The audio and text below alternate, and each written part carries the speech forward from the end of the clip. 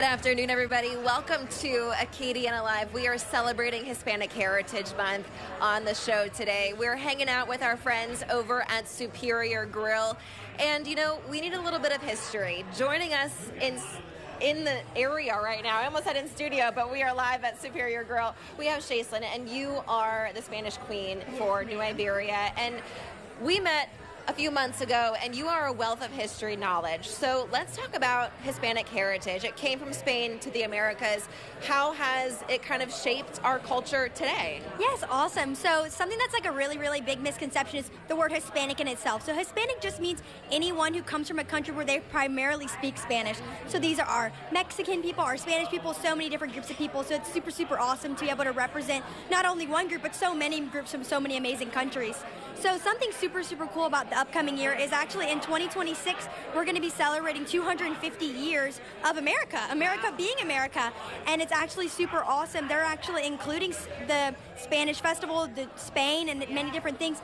Because without the Spaniards, without the people of Hispanic heritage, there would not be America itself. There wouldn't be us without King Ferdinand and everyone else who helped us get along in this thing. So specifically for Acadiana, the area we all live in. So in 1779, 7 Spanish families came down from Malaga, Spain. So in a boat, they left in about May of 2000. They actually left on June 1st of 1778, which is my birthday, which I think is kind of funny. And they got here in April of 1779 and founded New Iberia, along with many other areas, provinces, because they came straight to the port of New Orleans. So when they came to the port, they kind of went all the way around, dropped people fell in love, people had kids, they dropped all around, but primarily in New Iberia, that's where we settled. We settled in Bullion Plaza, which is where our festival is held now. So it's super cool to see how many people have gotten to experience this and how it's shaped our country. Like something that not a lot of people realize is like we think New Orleans is French, which there's many French people living there, but all of the architecture is Spanish. It's all Spanish architecture. Which is so cool that you mentioned that too, because a lot of us too, we go to New Orleans for like the architecture, the history, the culture, but we don't realize that the architecture is Spanish influence. All that cast iron. You go to France, they don't have that. Yeah. You go to Spain, they do. So it's super cool to see, but it's just a true realization that we're a melting pot. We have so many different things, so many avenues, so many different kinds of people that we can all have it together. And like because there is a lot of French areas in New Orleans as well, but something that's super cool to realize is like it was Spanish first, which I just makes my heart happy, makes me understand. Yes. Well, girl, you are a wealth of knowledge, and I know last time we talked, you had a really cool fun fact about some of the crops that we have seen come from Spain. Yes, so one of my favorite fun little quips about crops, especially because I'm an agriculture major at LSU, so anything to do with ag is all up my alley, is that without the Spaniards, they brought sugarcane to Louisiana. So would we have the Louisiana Sugarcane Festival? Would we be the second leading producer of sugarcane in the nation? Like, would we be that without them?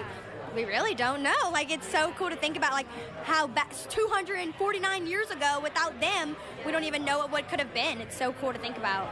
It is really cool to think about how those descendants that long ago have really kind of shaped and influenced our culture that we are seeing today. And you mentioned some of the families. Those families are still prominent here in Acadiana.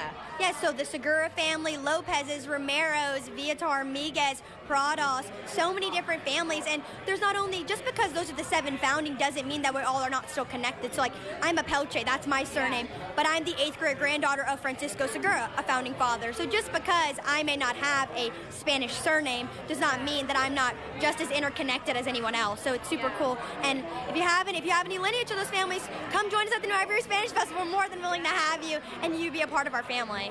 It's so cool too, because you guys really take pride in kind of finding that lineage and highlighting that culture. A lot of times we think of like the Cajun culture. We're a melting pot here, and I think that's what makes us so incredibly special. And that's something that, like, the Cajun heritage, it means Spanish and French.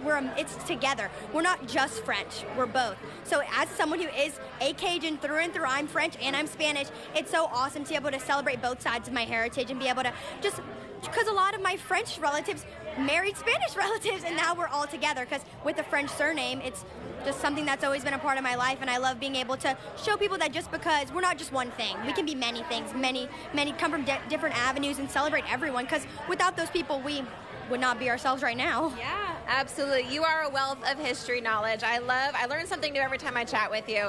We're going to continue our show here over at Superior Grill for Hispanic